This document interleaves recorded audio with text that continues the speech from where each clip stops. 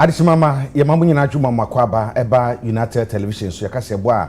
yedi fish pause abeka janhye studios ha ana yede eso mo dohwe bakwa eda animu yi monka ho ne emphasize dama special sinsu special drink na ebi nkoma this sweet chocolate drink ene ne coffee drink need fufu need abekwan so won ekwarayi mo yede kasebo yi ebremu afi nsema yede brem de bedi mu akotine bi ene se mampeni na nado dan kwakufu ado ekokuma se ema Swami interchange no ordinary akwa kohwese na adwuma ne se iko na embra na enka ekomrahye bedwuma ma penifo kwan so betimi ede sare na hodo edi dwuma no ye firi ho mrahye bedwafo sie mo Ghana fo abaso papa na wasansam kuro ya hono ho komo na penifo bi datu ye se otum se speed limit a wo afa nka so betumi akomirika se de opebia no bibia na nheda entwa yie na sesia de piak empenifo and disability organizations for ni hiem ede afafa ngusika toto ya hodo no eho ya bokoko sense drofo nto ma no nareka na afi aba ebeto no ye yebehunu no ene sese yeka NPP ni NDC Ghana fo bi atwom adwese hiamanyoko foforo ewo mai ai se bika wenum ho ne de bram sakase bo na ye ka mo se social media platform ni nyina na ye kase bo yi o hwe a obetumi hu ye ho sanso ana DSTV o channel 360 ya yeso mo na nyumre ye ne eja kwabena nyene ekia ejiwa akwade Afrika sebo ne munsam nie ye ma pene na nado dan kwakufu ado akukuma ase na probo mu no wakohwe kumase Swami interchange akwa ye no se de adwuma no esiko America kranie ena Ghana mampanyin na nado dan kwakufu ado ene na soafo ahodo ebepie mu ewo Swami runabout a omo ya amane ne amamre se afe eye Swami interchange na omo aka no contractor enhye adwumadie na se ahase a wo ye sika esombo be 140 million euros ena omo de ahye se adwumadie as na ase afata se Ghana mampanyin na nado dan kwakufu ado eye amane ne amamre a omo hyase omo ye adwuma yi afe ena waba bepie mu se ono ankasa de nani ekohwe adwuma na contractor no obe ya amane ne amamre so onhyase so sai ena adwumadie ne sikoso eno ena Ghana mampanyin na nado dan kwakufu ado ekọ aprobo ewo sai adwumadie no so o kire se contractor ne de bebia wa ye adwumadu no nani aso yie pa a wo arehyiemu se obekoso aye adwuma ama senior omo esipese adwuma no enko no sa pepepe ena bekoso na nado dan kwakufu ado. Ladies and gentlemen, another important project in the Ashanti region is the construction of the Swami interchange, the first 4-tier interchange in the Ashanti region. The project is progressing steadily. The 3 overpasses on the Offensive Road at Anumeja Magazine Road and Ebusia Kroa, as well as 15 kilometers of roads around the Swami roundabout, are some 40% complete. It is programmed that these overpasses will be substantially completed before the end of this year. Works on the main interchange have also started with the relocation of utilities around the area and will be completed in 2025. I urge the contractor to put in place the necessary traffic management measures to minimize any inconveniences the construction works will bring to commuters and pedestrians. I'm very happy that today I've been able to come here to undertake the sword cutting for this worthwhile project. Eno echi emrahye bedwani owo Swami ono klasa ye Minister for Parliamentary Affairs ononyamfo osechi mensa bonsu eso eda aban ase se aban etimetie adehye omo kumase anase Swami esufra contractor ewo kwan no so a wo ye adwuma wo ma ekọ omo adwuma enso ekra dohira omo sign wo ka kwan no so do ni say it discourages or negatively impacts production and productivity when you enti and a president Adam Asantema obeye sa kwan yi obeye na foforo amaye na watrem ama yenya ho mfaso yi ya na nkrofo sori a omose o na Asantema na nado dankwa akufo ado obaye oni ni yi obisa o ye hunu he sei omo ye ka ye hunu he no nyina no so dodo no akwan asem na omo ka ho akwan a na akufo ado obaye ifi 2017 ebesi ne waye na Asantema mu ha no okakesi animu a eya prof kwansini empemienu ahensia 2600 kilometers ene waye e wa Asantema mu ade amaye e kanfu ano ne e kanfu akosise ya mu huni say more and once the beer. You do a cadra, the mamma Mokokumuti. I asked that at the Amanana at the Danko Kufuado. And let me already Nadia.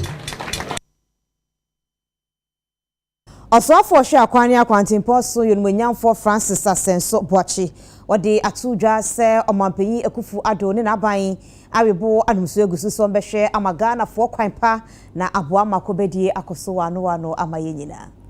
Onwonyamfo Francis Asenso Boachi wono eye mrahye bedwani edema Bantama ono kwa na Minister for Roads and Highways na ode nsem we tudwa abra na nanom atrakunwa na afi Ghana mampanyin na nado danko akufo ado omu nyina akohie mu ewo pechi number 2 a omo ye amane ne amamre na afi eye ekwan a efri ahene makokobin ekopie mu ewo anwan kwanta no ye de ama contractor ye tremu ebe masa akwan no so edwadie tima akoso yiye na no ene wo kirem se MPP aban aye krado se kwan bia so no baby o makwan nye bia no wo mo ebeye sire beya ne entia dodo na to aba edema na nado danko akufo ado se ombeye Ghana mampanyin no wo mo ebehu so emfaso dan me kwanta hinema kokobin road is a vital road link in our national transportation network. As part of the national route N10 as the engineers call it, this all important road link facilitates the movement of goods and people connecting the western, central and Ashanti regions to the northern parts of Ghana. The Ahinema Kokobin section of the road has therefore become a daily safety hazard with frequent accidents posing risk to road users. Today, we are taking a decisive step to address these pressing challenges. The dualization project we are about to commence aims to transform this critical section of the N10, enhancing its capacity, safety, and efficiency. The primary objective is to reduce travel time, improve mobility, and ensure safe and efficient transportation of goods, services, and people. Kwanchefo penya wada jumeku a ye friend Kofi Job Construction Limited ayo onimonyamfo Kofi Job wono ena nsantwefo ebuza na se ekwan a omade amane esen ena dwumadie no ebekoso wa ko wo kwan ya ye tutu ase atetinet boni ye fra ase na dibode so ayo dwuma kese so ye machine zinso ye ye se kwan de habe ko 5 lane ye kwan no ebe busy road ye sere o mo guta kan se obi a na de so bo ya hwe non ko fa asen bia maso we say aba for sa no be gri mutumo fa pa bon tamachi na nyakopon ho den so nyeka so na aban so nyame mo aban no nyesika no to me bi ye nyina isikasam na adman ntimi nko ma ya me fa mu de o hwe video egu a o ye kware o bibia everything bibi everything je say nyakopon say arade mo na adman ntimi nye ma nyesika na adman move na enu echi asante ni otumfo osetutu otoso mi no na waso be piem odwumadi ase nanso so no bibinti enya ade a wono enetimi ebe piem a asafo hene bafo achamfo ageman bonsu wono enebesi nanan mu a wono so ede aseda eninkabea ede ma MPP aban se womo etimi eye sampuntudwuma ede ma adehye a womo asante mantema adwuma pa bia ne ye no so sebe wonsanso bebre ye bei na mehwe se kwa no ho se be ye maamenom ye nuanom a ekwa ye ama won edi hia ade a lebetu ani mu titiri o mampani ene ye ne ye nua ketewa Kofi Job a wo ye adwuma eso nipa se mo bohwe na wo ma ekwa yi ni ye nti anwansanso ewon abrabomu mohwe aboa won na oni hia na on kasantia adwuma pa oman eye enam na adoso eye aboa santeman so titiriu na wo so won transen hwe na oba na kwa ne biem ama obia enya kwan so ko ba bia utu kwan a otimi atu sebe ye kwan atu oman mu a ewom se eda asante enya asante dia ekwan na wo ye no eye Ghana na wo ye ama Ghana Ghana mpuntuo ejina yakwa so titiriu enti yakwan ni yakwan ya wo ye edi aboa Ghana man enti o se Ghana nyina di asedama wo se wo ba ye efie ngwatwe yi wani Ghana nhwambo na omo oni akọ Ghana mpuntuo ho na oye adwuma e de aboa Ghana.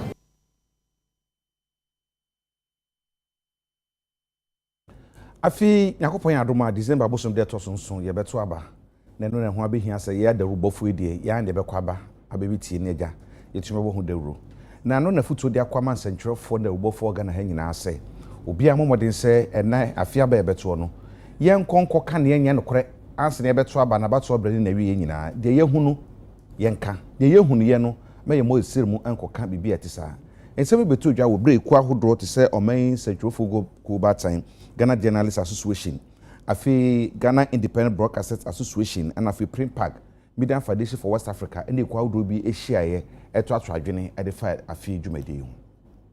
Yes, elections and they get closer, no, attention, no, so rising the temperature, no, air core, a sorono. Somebody necessarily a boy or home modern, na ye preaching near, yes, share, you can say, yes, say, yes, shamunina, moana, you two munina, mofo, you two your home. Say yes circumspect ye bomodia say anamuntu ana dwumadia ye di nsema ye di tu dwabiano akoye nsema emfa emhwehwe emfa oyeni emba nsema emfa sabio entokwa emba yentem nsema indisturable ya sumdwie eye peace asumdwie na ye enjoy no enkoye eniema ye de babetu dwa be di say ye nanim de si ewo Rwanda enfie eduasa twema ye about 30 years ago na ina no yetu anamon say sa de esi en ebi ensi biem ewo Ghana ha ani ebibimamu nyina ebi ensi ensa repeat no na no na ye nam sa kwano say na ye nkofo bebre edwumadi omudi no emfa kwan mu ebre no ohwe comment bi a ye make unprofessional ye fair say comment on ethical remarks any nyemme bi a na moto dwuma bi a ye di ekeka no wo radio so ni TV so emfa no kom edoso omodoso bebiri omodwuma ru anom ana emfa no say media owners kasa at the background ye tu omofo na ye kɔhye omo na ye hwɛ say ombeti omkasa ho no we ye betwa mu de ne ehunu say eye over the ball just say a below standard, a far below standard. It's say one of our core responsibilities and answer core way constitutional media no as a media practitioner or journalist. Your core responsibility, you should say the watchdogs of the people's right. Watchdogs. Now say we are watchdogs of the people's right.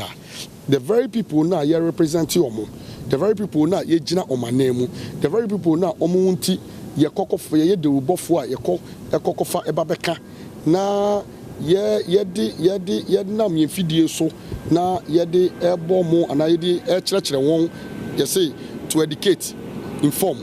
and then to entertain. These are the core principles. Na sankofo ya no ye say twa ye hu gyan fidie so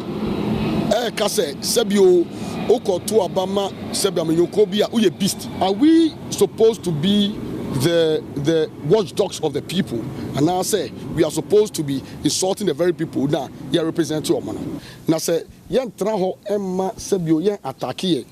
trauma nkofo bi sebio ensole entia yen trauma nkofo bi bebo radio studio yen trauma sebio obi nfa konti bamba ye so na nsa na ya tietie ma frɛ sɛ DJ for we hin giba for we hin media foundation for we hin print pack for we hin ye ba sa de yen te omonka oma edin na to say ye ayentu ye hofo na ye antoto ye niam ye ewefie na ye kochew anase si ye tia ne antretre ye ho a e be de na so bi fra bonte be attack ya e be nya that right anase sa we edia fight sa nipa no it is said ye can say we don't want to compromise on our resolve for media freedom, to protect media freedom. Na asiye hwe nyuma ne apadie so any Department of Cooperatives for accounting apam ho a yede titiye ema wono behwe manage yenwura ahodo no meche waste management naboa ama ahonidie afa ne ntuma pefra we nada no eka national green job strategy da abai ede eba no ehu bi se de be ya wono mu a esisa bola na wono de no ye beka se eni nkrata so no obetimi ata wachi ama wadwuma a woye ama obade nyoma atwa ye hu ahia me environment no ehu ate na akọ animu no enam so ama Ministry of Labor and Employment wɔnom afiti ase ɛbɔ dawuro ɛde kyerɛ wɔn mo sɛ de bɛyɛ informal waste collectors wɔn mo ɛsesa bɔɔl ɛte saa no wɔbɛtumi ayɛ wɔn hyehyɛ yie na nneɛma bi ɛbɛhia wɔn mo ɛwɔ wɔn adwumayɛ mu no wɔtumi ahwɛ abɔ ho ban na aboa ama wɔn akɔ wɔn anim. Director of Policy Planning, Monitoring and Evaluation ɛwɔ Ministry of Labour Era Gloria B. Noi ɔkyerɛkyerɛ mu wɔn ani so ade hunu anaasɛ deɛ wɔhwehwɛ sɛ deɛ ɛbɛyɛ a ɛbɛboa. Transitioning to a green economy presents enormous opportunities for the labor force and a key driver for our sustainable socio-economic development. It is against this backdrop that the ministry developed the National Green Job Strategy to coordinate green job intervention and facilitate the promotion of the requisite skills for green enterprise development. Through this workshop, we seek to, one, enhance understanding of the National Green Job Strategy and its implementation, highlighting opportunities and challenges in the transition to the green economy, explore the potential and cooperative systems in supporting sustainable development, including their role in promoting social equity, environmental stewardship, and economic viability. National Green Job Strategy and Homa and as a planner, Ministry of Employment, 18 team, say Odebeboa, na Yabodero, and I say Yayema was a na green economy na. Yeah, you can't watch them. Obi adi nuhu gym na opportunities, job creation opportunities are no. Yetimi adi aye juma no obi so anya bibia je. Ye gidi se kanya omo anka yentimi so waste problem na ye wo Ghana no ano.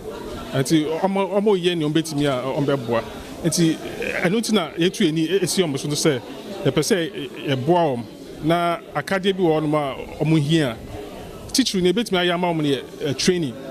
na ya show ma kwan befa so a on be form cooperative o form cooperative na eno de enfaso de bebre brel aban etu nipa mane ba honom eboa mo ama mo establish mo as company mo keep records mutimi so a contribution no emrada ho o de eba me so me de eba emre na so say ye che enfaso a obroni be say shares ene e de che nti ema utimi eye adwuma ne sene ese ye gina we se so ahome ya basesi aye ba ye beto akase bone so.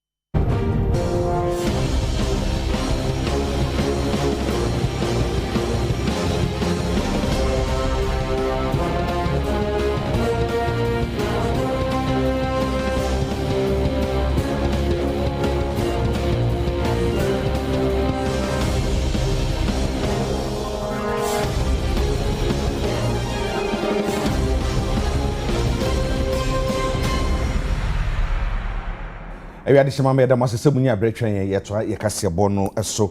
na ye to so ne ye ko endi sama yoku no frankatuna be de akire obenfu jena na opokwa giman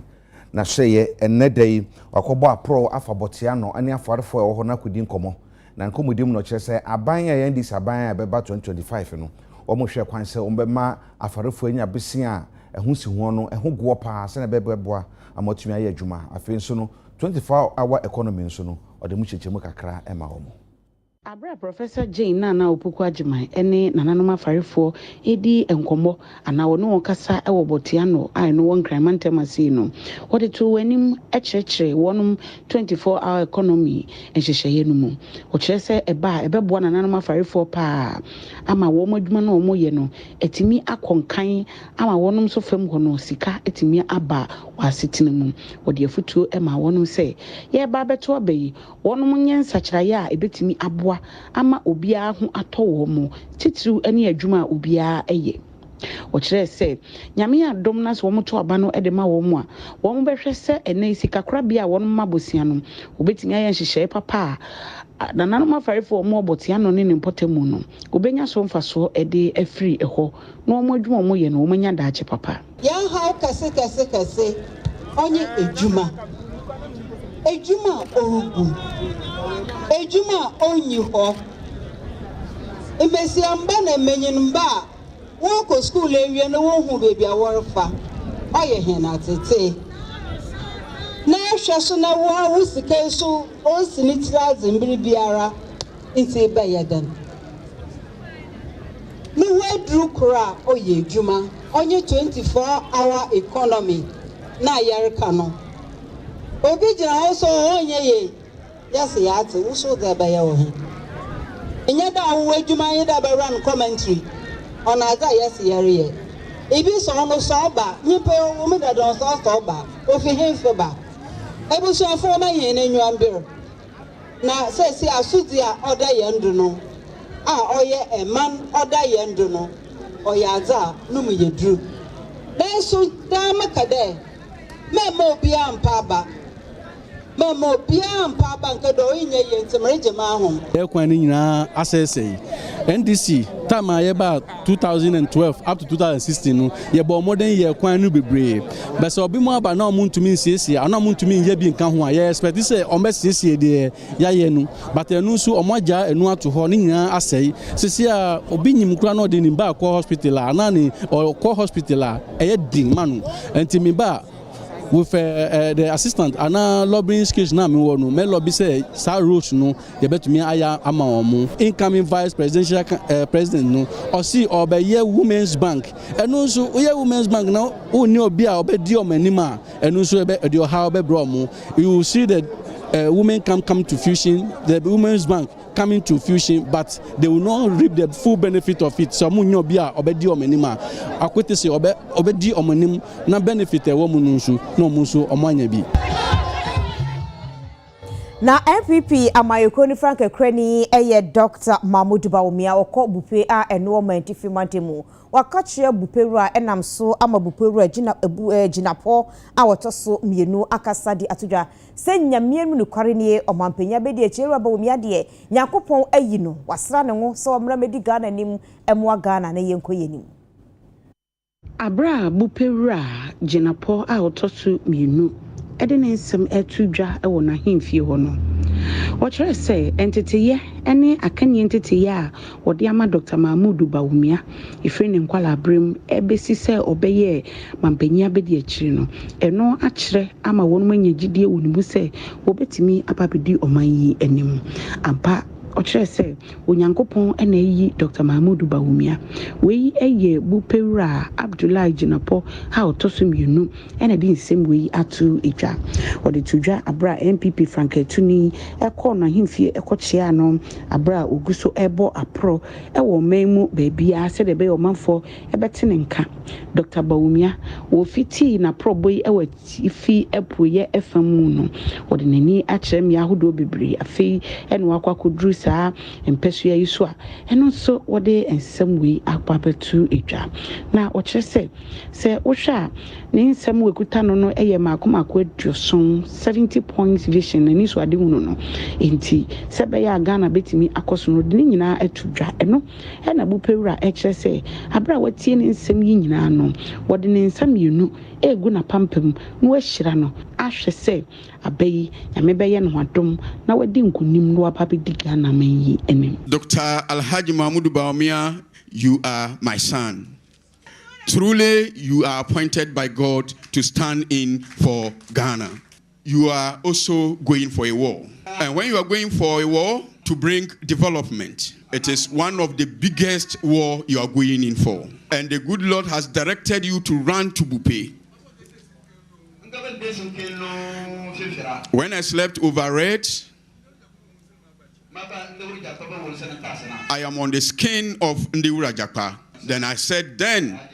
my malams come and do what Mohamed Labairu Fatimurokwe was doing for Ndiura Japa, equally for me. Yours is more successful. We have houses here and Fulanis here together with the Malams. We have big Malams within the Fulani community. We have big Malams within the Amra community who are coming from Larbanga together the recitation of the Quran in the palace here.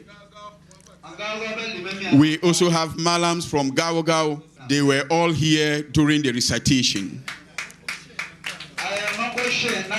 My son, I have nothing to tell you today. The way I have blessed my son, Abu Jinapo, I have stretched my two hands on you with all my blessings. The good Lord will help you and see you through.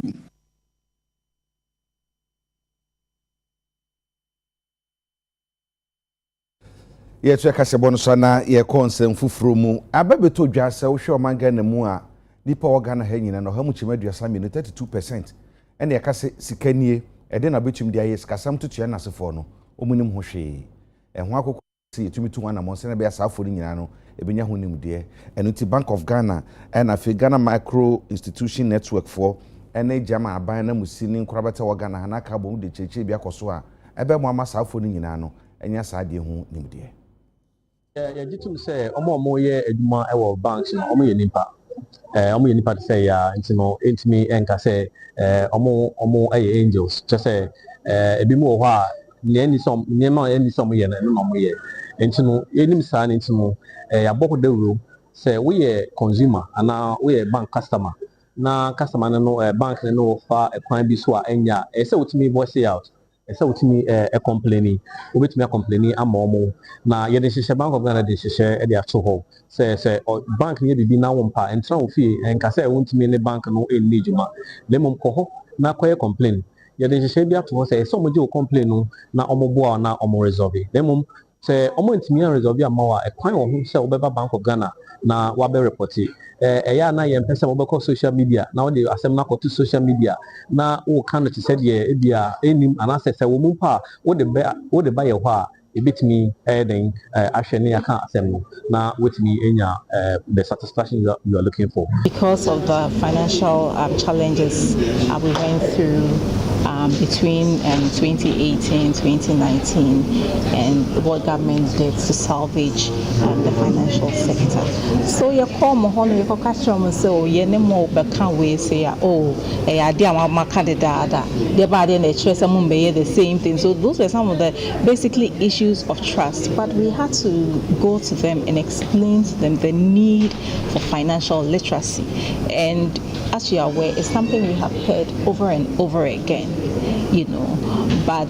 we used the various regulatory institutions, as he had mentioned, BOG, we used campaign, we used the insurance sector. Basically, that is it. So we had experts come to speak to them and try to let them understand the need for financial education, particularly on savings, particularly on retirement, particularly on insurance.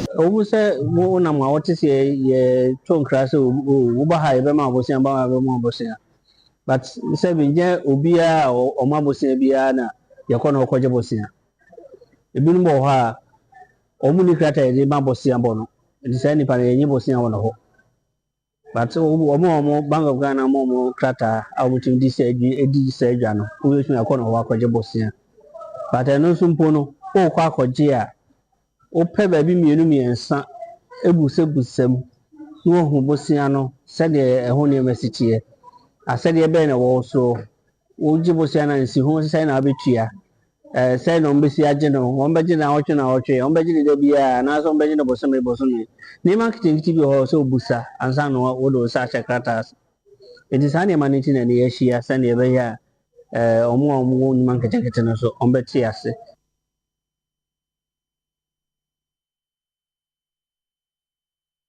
Na Public Interest and Accountability Committee omo ene Ghana Federation of Disability Organizations wono omo didem kabumuko no akabum eye enhyemu a ne nyada ye kwan asika ye nyaade fi ye fa ngwa ye tuomu no ye krakra no toto no de ye niema beboa na obi enyamu chefa enti ase hyehye ene perifo eye senhyemu yi de wo hwehwe nyina ene se wo betumi ahwe na wasi enkonwa enkabomu beba amwatimi ahwe kwan a obetumi ede Ghana ye oye so mfaso yi aboa ama obi bia so abambia obi anso benya ebie ana obenya mfaso afiri so titiru wonum a wadi dem ewo nipaduanum eno nti ena piak womo ehye won concept womo behwe na petroleum revenue na mfaso enya ewo ye fan wo so no womo betimi amemu adaho fan obia ebehunu eso nkontabuo afei obia nso bebambie na wahunu sedie esi etie ekoba se ya emfaso ebeba oman no so no ana oman no benya no eya na ehia so obetimi ache ama obi bia nya bie ewo Ghana adehie emu. The petroleum revenues are allocated, disbursed and used according to the Act of Parliament. And the Act of Parliament says that for every 3 years, the government should select 4 areas where the money could be spent. So for this current period, which is 2022 to 2025, the areas that have been allocated for the revenues include agriculture and fisheries, rail, road and infrastructure, industrialization and infrastructure relating to education and health. Into these areas na government no afa ni ofa aye no ni awoka aye no me say echi na ebeba but say ade eno nka ho nti na yaba no to meet people with disability say onmo nso ka ho Ghana ho na petroleum revenues no say even though say yemfa be for social welfare no nia yedi sika no ye no eno so betumi eboa ho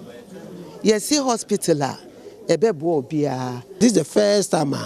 Piak after young person with disability I did them na all churches and yesu who here if you say a member say who kwan aban faso yusu sika e de boaye o memora nti ye bebo Piak abaso ne di ho biom ye bisa se nti sa sika ya eye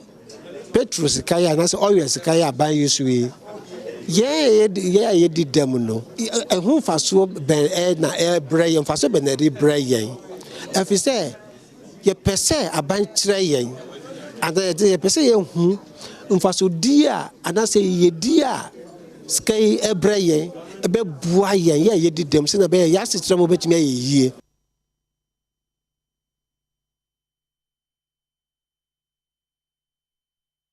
Adishimamba UTV kasebo na wuhwe moma yetwen wo ye ba e besanto aso.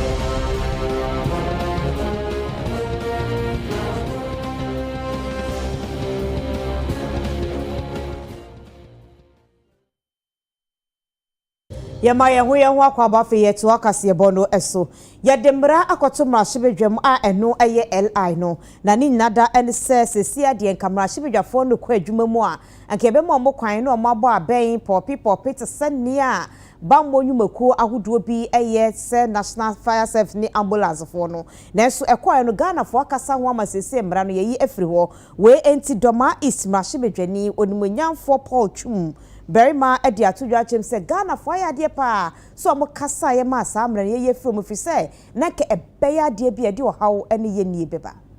Obia no to parliament on his own. What to parliament because a constituent voted you to come to parliament to represent them. Me parliament of Ghana because Doma is for say Porchum Berima bra. In Jesus be so can say mo ha. Na me kona Doma is for say Porchum Berima so kan engine to ma. It will be in my own favor. To come back and tell us that me employees, I'm constantly for say, ne kind no, emwa. And if I buy the belaba, now Ghana for no moment jumano said I didn't know what the abano. And yet, as a management, what do I come on board of directors? Now board of directors I catch us say I didn't emwa ain't no unkohwe ye. And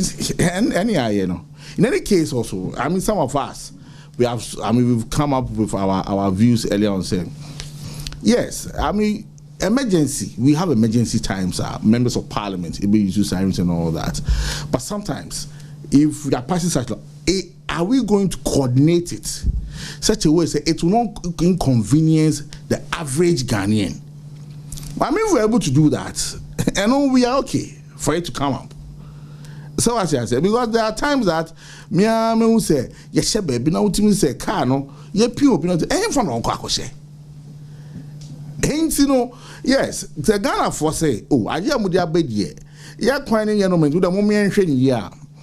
I did not out of place as a parliamentary, ye representing Ghana for no, we should not listen to them. So if you've seen that we've done the honorable thing, yes, we've listened to our employers, we are representatives. And we are representing group of people across the country. Across the country, they said, no, this one there, okay, kakra. We've come back to the house and say, Uncle From Busuma, and say, and no man, or no, who so into a was, and they actually saying, and that's what we've done. But me mom, the other idea, na he, or man penny na bedi chilipe, young farmer will be enjoying. Fire service for the tender, fire tender, ambulance cars obi a waka bia no siren yenjai Samra Kuria and Mnashibijani de Mawa Central Nyafo Dr. Abdul Rashid Perpu say na man for ba bana baso sa baneti ama wo twe Samra nasa no se we emra ya twa san a yema aba fans o se emra den hihia wodo bibire wo ho a ese abana ni kuhu na no mo ye yifiri ho. We. The leader of our caucus had met lots of us, discussed it with us, and got a feeling that the NDC side of the House does not feel that it is a critical time at this time to be talking about these things. And then the leader, who is a very pragmatic person, looked at it all and decided to issue a statement reflecting the thinking of the majority of us in Parliament, who think that this is not the issues we should be tackling. You know, so many issues exist. Issues about corruption, issues about failures, economic failures, high prices, inability of people to manage their own lives and all that. These are fundamental issues we are facing, and not the issue of, the traffic regulations to be amended to include members of parliament and to include other state officials, and whether we have the right to use that or not is very, very minimal to the challenges we face today